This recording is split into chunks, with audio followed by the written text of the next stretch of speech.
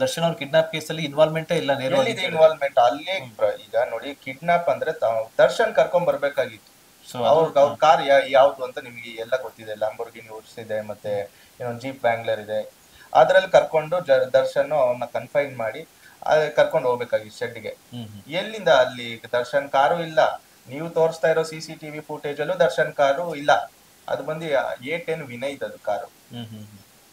Red colour ಇನ್ನೊಂದು jeep Wrangler whatever is seized, ಅದು ಬಂದು A10 ಅದು ಆರೋಪಿ ನಂಬರ್ 10 ಅದು ಕಾರು. ದರ್ಶನ್ ಯಾವುದೇ ರೀತಿ ಇನ್ವಾಲ್ವ್ಮೆಂಟ್ ಕಿಡ್ನಾಪಿಂಗ್ ಅಲ್ಲಿ ಇಲ್ವೇ ಇಲ್ಲ. ಬಟ್ ಕಿಡ್ನಾಪಿಂಗ್ ಸೆಕ್ಷನ್ ಯಾಕೆ ಹಾಕಿದ್ದಾರೆ?